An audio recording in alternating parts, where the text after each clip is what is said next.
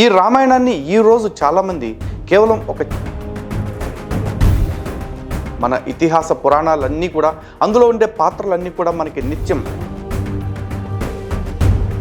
ఈ సృష్టిలో మనం స్త్రీ అని చెప్పుకోవటానికి కారణం ఏమిటి అంటే,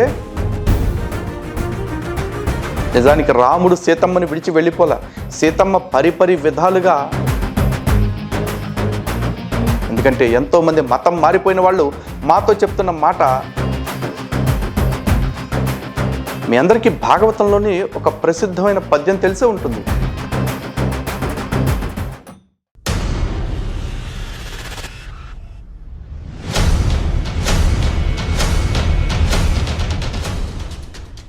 హిందూ బంధువులందరికీ జై శ్రీరామ్.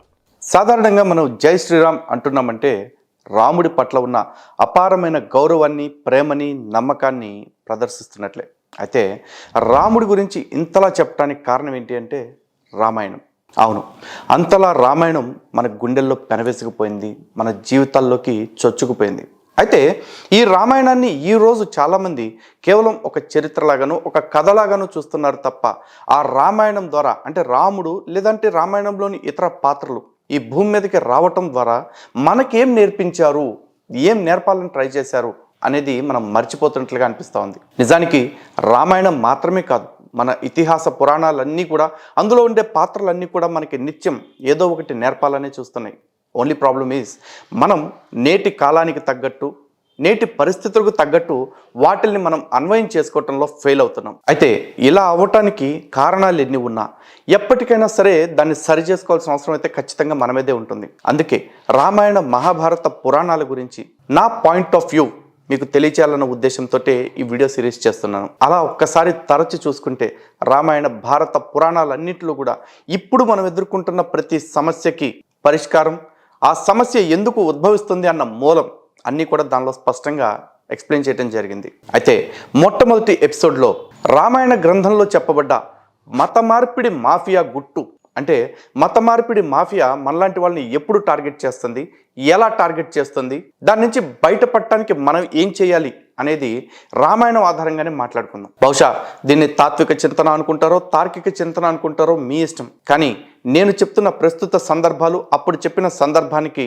లింకప్ చేస్తూ చెప్పిన దాన్ని మీరు కూడా మీ జీవితాలకి అన్వయించుకుంటే ఖచ్చితంగా మనం బాగుంటాం, మన ధర్మము బాగుంటుంది. అయితే ఇప్పుడు చాలామంది హిందువులు మా ఏరియాలో మత మార్పులు చాలా వెచ్చలవిడిగా జరిగిపోతున్నాయి, లేదా మా కుటుంబ సభ్యుల్లోనే చాలామంది మతం మారిపోతున్నారు అంటూ బాధపడిపోతూ ఉన్నారు. నిజానికి వాళ్ళు అలా మతం మారిపోవటానికి, లేదా మత మార్పిడి మాఫియా ఇలాంటి వాళ్ళని టార్గెట్ చేసుకోవటానికి స్పష్టమైన రీజన్ రామాయణంలోనే ఉంది. చాలామంది రామాయణము అనగానే సీతారాములు అంటే ఒక భార్య భర్త లేకపోతే దేవి దేవతలు అన్నట్లుగానే చూస్తారు. కాసేపు ఆ కోణాన్ని పక్కన పెట్టి శ్రీరాముడిని భగవంతుడిగా, సీతమ్మ తల్లిని భక్తుడిగా లేదా భక్తురాలిగా చూసి కనుక మీరు విశ్లేషించుకుంటే ఈ సమస్యకి పరిష్కారం దొరికిపోతుంది. అయితే అలా ఎందుకు చూడాలి అని ఎవరైనా అడిగారు అనుకోండి, సింపుల్ ఆన్సర్, ఈ సృష్టిలో పురుషుడు అంటే కేవలం భగవంతుడు మాత్రమే.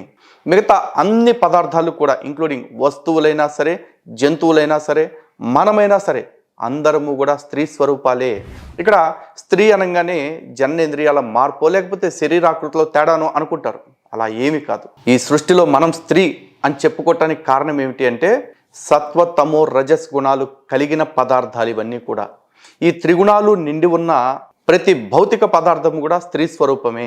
వీటన్నిటికీ భర్త ఎవరు అంటే ఆ పరమాత్ముడు. భర్త అంటే భరించేవాడు. అందుకే శ్రీరాముణ్ణి భగవంతుడిగా, పురుషుడిగా, సీతమ్మ తల్లిని భక్తుడిగా చూడండి. నిజానికి శ్రీరాముడు ఒక పరీక్షా కాలంలో తనకి మరుసటి రోజు పట్టాభిషేకం జరగాల్సి ఉండగా పదవిని, రాజ్యాన్ని అన్నింటినీ విడిచిపెట్టి అడవికి వెళ్లాల్సి వచ్చింది. ఆ సమయంలో రాములు వారు సీతమ్మతో ఒక మాట అన్నారు, సీత, నేను కొన్ని కారణాంతరముల చేత 14 సంవత్సరాలు అరణ్యవాసం చేయాల్సి ఉంది, కాబట్టి ఈ 14 సంవత్సరాలు నువ్వు ఇలా నడుచుకో, అంతఃపురంలో అలా నడుచుకో అంటూ అప్పగింతలు చేస్తూ మార్గదర్శనం చేశారు. అయితే సీతమ్మ తల్లి వెంటనే అన్నీ విని, ఇవన్నీ నా పుట్టింట్లో నాకు ఎప్పుడో నేర్పారు, ఎలా బ్రతకాలి, ఎక్కడ ఎవరితో ఎలా మసులుకోవాలి అనేది, కానీ నువ్వు నాకెందుకు చెప్తున్న ఈ విషయాలన్నీ అని అడిగితే, ఈ 14 సంవత్సరాలు నువ్వు అంతఃపురంలో ఉండాలి, నేను అడవిలో ఉండాలి అని చెప్పి రాములు వారు చెప్తే సీతమ్మ తల్లి ఒకటే మాట అన్నారు, నువ్వు లేని నాడు అనంత ఐశ్వర్యాలు కూడా నా కాలి కింద దుమ్ముతో సమానం. నువ్వు ఎక్కడుంటే అదే నాకు అంతఃపురం, అదే నాకు అయోధ్య. అది అడివైనా సరే అంతఃపురమైనా సరే అని చెప్పి అన్నారు.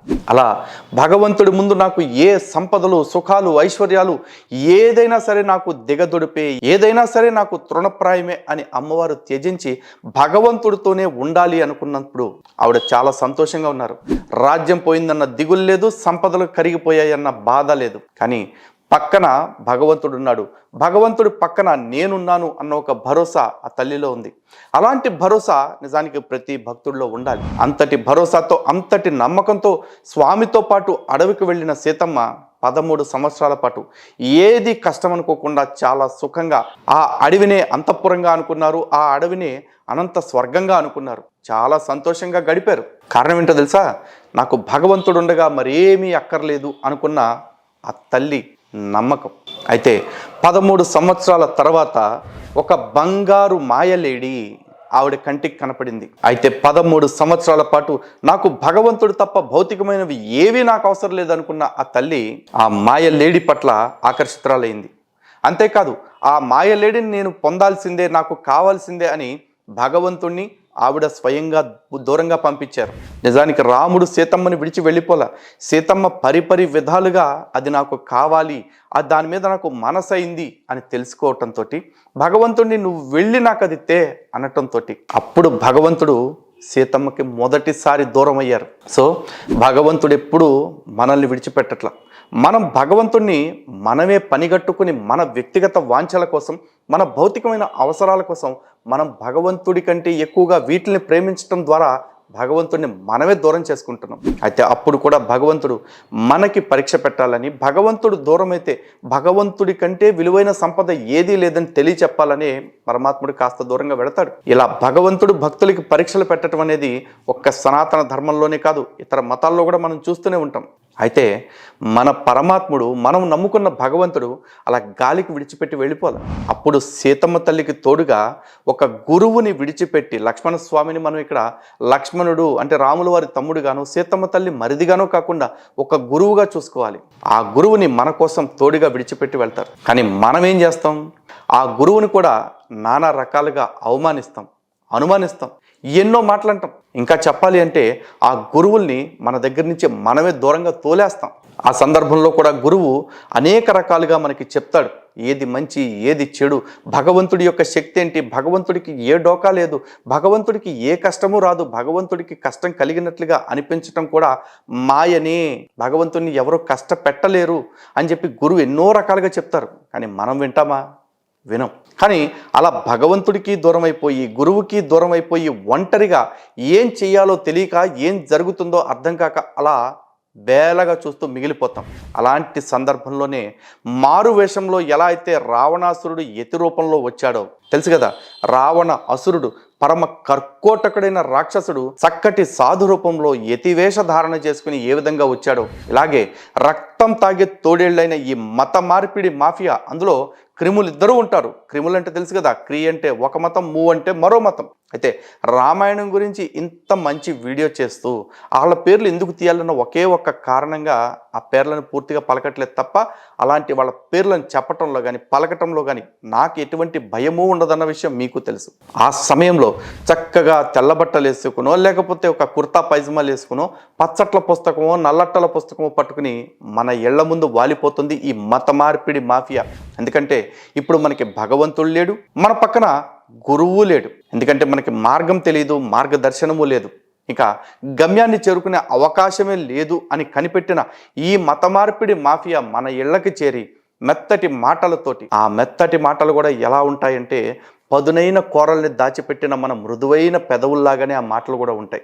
మనకి మెత్తటి పెదాలే కనిపిస్తూ ఉంటాయి, కానీ దాని వెనకనే ఉన్న పదునైన ఆ కూరలు మనకి ఎప్పటికీ కనపడవు. అలాంటి వాళ్ళు వచ్చేసి మీ దేవుడు మీకు లేడు కాబట్టి, మీరు నమ్ముతున్న వాళ్ళు ఎవరు దేవుళ్ళే కాదు కాబట్టి, నేను చూపించేవాడే నిజమైన దేవుడు అని ఒక ఎండిపోయిన శవాన్ని ఒకడు, పాచిపోయిన శవాన్ని ఒకడు చూపించి వీళ్ళే దేవుళ్ళు, వీళ్ళే నిజమైన దేవుళ్ళు అని నమ్మబలుగుతారు. మనం అమాయకంగా నమ్మి వాళ్ళ కోటల్లోకి వెళ్ళినా, లేదు మన ఊగిసలాటను గుర్తించి వాళ్లే బలవంతంగా మనని ఎత్తుకెళ్ళి అక్కడ పడేసినా సరే, అక్కడికి వెళ్ళిన తర్వాత మనం బయటికి రావాలంటే రాలేని బతికైపోతుంది. ఎలా అయితే అశోకవనంలో సీతమ్మ తల్లిని పెట్టి నానా హింసలు పెట్టాడు రావణాసురుడు. అలాంటి బ్రతికే ఇప్పుడు మతం మారిన వాళ్ళకు కూడా అనుభవం అవుతుంది. ఎందుకంటే ఎంతోమంది మతం మారిపోయిన వాళ్ళు మాతో చెప్తున్న మాట, ఏమండి మేము ఇప్పుడు ఈ ప్రభువుని నమ్ముకున్నాం కదా, మళ్ళీ మేము తిరిగి ప్రభువుని విడిచిపెట్టేస్తే మేము రక్షణ పొందాం కదా, ఇప్పుడు మేము మళ్ళీ ఆ రక్షణ మార్గాన్ని విడిచిపెట్టేస్తే మాకేమైనా జరిగిపోతుందా అని భయపడుతూ ఉంటారు. ఎందుకంటే నిత్యం ఆ మత ప్రచారకులు, ఆ మత మార్పిడి మాఫియా ఇవే శాపనార్థాలు చూపిస్తూ నువ్వు ప్రభువుని విడిచిపెట్టేస్తే నువ్వు చచ్చిపోతావు, నీ పిల్లలు చచ్చిపోతారు, నీ కుటుంబం నాశనం అయిపోద్ది అని భయపెడుతూ ఉంటారు. జస్ట్ లైక్ రావణాసురుడు ఆ చుట్టుపక్కల ఉంటున్న ఆ రాక్షస సంత సీతమ్మ తల్లిని నిత్యం ఎంత మనోవేదనకి గురి చేశారో, ఇటు నుంచి అటుపక్క మతాల్లోకి వెళ్ళిన వాళ్ళకు కూడా అంతే మనోవేదన జరుగుతూ ఉంటుంది, కలుగుతూ ఉంటుంది. ఇక అక్కడ బ్రతకలేక అటు నుంచి బయటికి రాలేక అక్కడే కుమిలి కుమిలి కుమిలి ఏడుస్తూ ఒకానొక సందర్భంలో సీతమ్మ తల్లికి ఎదురైనట్లే మనకు కూడా అరే ఈ బతుకు ఎందుకురా బ్రతుకుతున్నాము, ఆత్మహత్య చేసుకుని చనిపోతే అన్న బాగుండు అనేంత స్థితి తీసుకొస్తారు. అయితే నిజానికి భగవంతుడు అప్పుడు కూడా మన విడిచిపెట్టడు. ఎందుకంటే భగవంతుడు కదా, అపార కరుణామయుడు కదా, ఆయన కృపకి అంతు లేదు కదా. అనంత శక్తివంతుడైన భగవంతుడు మనల్ని ఎప్పుడు కావాలంటే అప్పుడు పుట్టించగలడు, ఏం కావాలంటే చేయగలడు. కానీ ఆ భగవంతుడు ఎప్పుడు కూడా మన మీద కోపం తెచ్చుకుని నువ్వు నా మతాన్ని విడిచిపెట్టేసి నన్ను పూజ చేయకుండా పోతావరా, నిన్ను చంపేస్తాను, నిన్ను రాళ్లతో కొట్టి నరికేస్తాను, నిన్ను మంటల్లో తోసేస్తా అని బెదిరించడు. ఇదిగో వీడు బయటకి రాలేక బాధపడుతున్నాడు కాబట్టి వీడికి ఇప్పుడు సరైన మార్గదర్శనం చేసేందుకు, వాడికి ధైర్యం చెప్పేందుకు ఏదో ఒకటి చెయ్యాలని మరొక్కసారి ఈసారి సాధకుడైన ఒక గురువుని పంపిస్తాడు మనకి. ఆయనే ఆంజనేయ స్వామి. అవును, ఆంజనేయ స్వామి ముమ్మాటికి సాధకుడైన గురువు. ఆయన నిజంగా సీతమ్మ తల్లిని దర్శించి, రామాజ్ఞ మేరకు సీతమ్మ తల్లిని దర్శించి సీతమ్మ తల్లి యొక్క కష్టాన్ని బాపి సీతమ్మ తల్లి ఆత్మహత్య చేసుకోవాలనుకుంటున్న ఆలోచనను కూడా లేకుండా చేశారు. ఆయన సీతమ్మ తల్లి దగ్గరికి వెళ్ళి, రాముడు, మన రాముడు, నువ్వు నమ్ముతున్న దేవుడు నీ కోసం రావటానికి సిద్ధంగా ఉన్నాడు, నిన్ను కాపాడుకోవటానికి ముందు నీలో ఉన్న అపనమ్మకాన్ని, నీలో ఉన్న అధైర్యాన్ని పోగొట్టడానికి నన్ను పంపాడమ్మా అని ఆంజనేయ స్వామి చెప్పారు. అలా ఆ సాధకుడైన గురువు మనలో ఒక మనోధైర్యాన్ని నింపి మళ్ళీ మనకి తిరిగి భగవంతుడి యొక్క లక్షణాలని ప్రకటిస్తూ, భగవంతుడి యొక్క రూప లావణ్యాలని చెప్తూ, భగవంతుడి యొక్క శక్తి సామర్థ్యాలను చెప్తూ మనకి భగవంతుడిని మరొక్కసారి తిరిగి పరిచయం చేస్తాడు. అలా ఇప్పటికే మతం మారిపోయిన వాళ్ళు, లేదా మతం మారాలనుకుంటున్న వాళ్ళు, లేదు మత మార్పిడి మాఫియా కుట్రల గురించి తెలియని వాళ్ళకి కూడా పరమాత్మ యొక్క సౌలభ్యము, పరమాత్మ యొక్క స్వరూపము, పరమాత్మ యొక్క సామర్థ్యము తెలియాలన్న ఉద్దేశంతో ఈరోజు నేను కావచ్చు, నాలాంటి వాళ్ళు కావచ్చు, ఇలాంటి వీడియోలు చేస్తూ ఉన్నారు. అందుకే ఈ వీడియో ద్వారా మీ అందరికీ కూడా చెప్తుంది ఒకటి, పరమాత్మను మనం విడిచిపెడుతున్నాం తప్ప పరమాత్మ మన్నెప్పటికీ విడిచిపెట్టట్లేదు. ఈరోజు మతం మారిన తర్వాత మేము బాగున్నాము అని మీరు ఎవరన్నా అనుకుంటుంటే అది మీరు పూర్వజన్మలోనో ఈ జన్మలోనో చేసుకున్న శుభకర్మల వల్ల మీకు కలుగుతున్న ఫలితాలే తప్ప ఇది మతం మారటం వల్ల మీకు జరుగుతుంది కాదు. మీరు మతం మారిపోయినా మతం మారకున్నా మీరు చేసుకున్న మంచి కర్మలకి మంచి ఫలితాలు, చెడు కర్మలకి చెడు ఫలితాలు మీరు అనుభవించేలాగా చేయగలిగేవాడు ఒక్క పరమాత్ముడు మాత్రమే. ఆ నిజమైన పరమాత్మ తన వల్ల కానీ, తన భక్తుల వల్ల కానీ మరొకడికి కష్టం కలగకూడదు అని కోరుకుంటాడు.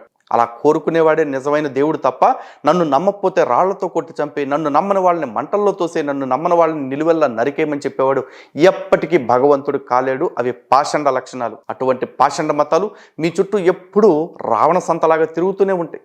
వాటి నుంచి మీరు కాపాడబడాలి అంటే మీరు రాముణ్ణి మీ గుండెల్లో పెట్టుకోండి, రాముణ్ణి భగవంతుడిని తెలుసుకోండి.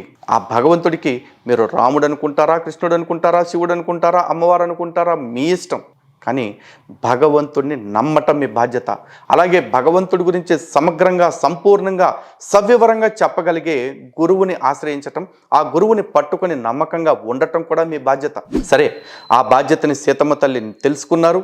మళ్ళీ ఆంజనేయ స్వామి వారు వచ్చిన తర్వాత సీతమ్మ తల్లికి అంత అభయం ఇచ్చిన తర్వాత ఆంజనేయ స్వామి ఒక మాట చెప్తారు, అమ్మా ఈ లంకలో నుంచి ఉన్న పళంగా నిన్ను తీసుకువెళ్ళిపోతాను రా అని చెప్పేసి అంటారు. ఆ మాటలు విన్న సీతమ్మ తల్లి, నేను అలా ఎలా పడితే అలా రాలేను, నేను ఇక్కడే ఉంటాను, నా రాముడు నా కోసం రావాలి, దుష్ట శిక్షణ చెయ్యాలి. ఏ రావణాసురుడైతే నన్ను చాటును ఎత్తుకుపోయాడో అలా చాటును తీసుకువెళ్ళిపోయాల్సిన అవసరం నా రాముడికి లేదు, నీకు లేదు. అలాగే చాటున పారిపోయి రావాల్సినంత అగత్యం నాకు లేదు. ఎందుకంటే నా స్వామి నా కోసం నిన్ను పంపారు అంటే నా కోసం తను కూడా స్వయంగా వస్తాడు అన్న నమ్మకం నాకుందని ఆ తల్లి ఆంజనేయ స్వామి వారికి చెప్పి పంపించారు. అంటే ఇక్కడ మనం ఏం అర్థం చేసుకోవాలి, గురువు మనం గురుభక్తిని పెంచుకోవటంతో పాటు గురువు చెప్పే మాటలను బట్టి భగవంతుడి పట్ల భక్తిని పెంచుకోవాలి, భగవంతుడి పట్ల నమ్మకాన్ని పెంచుకోవాలి, భగవంతుడి పట్ల గౌరవాన్ని పెంచుకోవాలి. ఆ గౌరవం, నమ్మకం, భక్తి ఉన్నప్పుడు భగవంతుడు మన కోసం ఖచ్చితంగా వస్తాడు. ఒక్క సీత కోసం రాముడు వచ్చినట్లే కాదు, ప్రహ్లాదుడి కోసం నరసింహస్వామి వచ్చినట్లు ఆ భగవంతుడు మన కోసం రావటానికి ఎప్పుడు సిద్ధంగా ఉంటాడు. అయితే మనం సీతమ్మ తల్లి అంత నమ్మకాన్ని కలిగి ఉన్నాము. భగవంతుడు నరసింహస్వామిలా రావటానికి సిద్ధంగా ఉన్నాడు, కానీ మనం ప్రహ్లాదుడంత నమ్మకాన్ని కలిగి ఉండటానికి సిద్ధంగా ఉన్నాము. పరమాత్మ నిత్యం ఎదురు చూస్తూ ఉంటాడు, వీడు ఎప్పుడు నాకు శరణాగతి చేసి నా కోసం నా పూర్తి నమ్మకంతో వీడు వస్తాడా అని. ఎందుకంటే భగవంతుడు అలా మనల్ని కాచుకుని కాపాడటం కోసం సిద్ధంగా ఉంటాడు. మీ అందరికీ భాగవతంలోని ఒక ప్రసిద్ధమైన పద్యం తెలిసే ఉంటుంది. సిరికింజప్పుడు శంఖ చక్ర యుగముల్ చేదోయి సంధింపకునని చెప్పేసి స్వామి తన గజేంద్ర మోక్షంలో గజేంద్రుడు ఎప్పుడైతే ఇక ప్రాణములన్నీ కూడా అలసిపోయినాయి, నీవు తప్ప నాకు ఇంకో దిక్కు లేదు అని ఎప్పుడైతే ప్రార్థన చేశారో, ఒక్కసారి పక్కనే ఉన్న లక్ష్మీదేవికి చెప్పకుండా, శంఖ చక్రాలు ధరించినది లేనిది కూడా చూసుకోకుండా ఉన్న పళంగా స్వామి గజేంద్రుడిని రక్షించడానికి వచ్చాడు. అలా గజేంద్రుడిని కాపాడటానికి వచ్చినట్లే మన్న కాపాడటానికి, మన్న తరింపు చేయటానికి కూడా స్వామి రావటానికి నిత్యం సిద్ధంగా ఉన్నాడు. కానీ అంత భక్తి మనం పెంచుకుంటున్నామా? ఇదొక్కటే ఆలోచించండి. సో మనం సంపూర్ణమైన విశ్వాసాన్ని, భక్తిని కలిగి ఉంటే, నమ్మకాన్ని కలిగి ఉంటే భగవంతుడు మనతోనే ఉంటాడు, మనలోనే ఉంటాడు. అప్పుడు ఏ పాషండ మతము కూడా మన మతం మార్చలేదు. కానీ మనం భగవంతుడికి దూరంగా జరిగిపోయి, మనం భగవంతుడిని మనకు దూరంగా జరిపేసి ఎవడో వచ్చేస్తున్నాడు, ఏదో చేసేస్తున్నాడు అని భయపడితే ఏమన్నా ప్రయోజనం ఉంటుందా? కాబట్టి రామాయణంలోని ఈ సందర్భాలు నేను ఏదైతే చెప్పానో ఇవన్నీ కూడా నేటి కాలానికి అన్వయం చేసుకుని మత మార్పిడి మాఫియా ఇదే అవలంబిస్తుందా లేదా అనేది ఒక్కసారి మీరు కూడా ఆలోచించుకోండి. నేను చెప్పిన విషయాల్లో ఉన్న వాస్తవికతను పరిశీలించండి. అప్పుడు ఖచ్చితంగా మిమ్మల్ని మీరు కాపాడుకోవటం మాత్రమే కాదు, మీ చుట్టుపక్కల ఉండే వాళ్ళని కూడా ఈ మత మార్పిడి భూతం నుంచి, ఈ మత మార్పిడి మాఫియా నుంచి ఖచ్చితంగా కాపాడుకోగలుగుతారు. మరో అంశంతో మళ్ళీ కలుద్దాం. జై శ్రీరామ్. భారత్ మాతకి జై.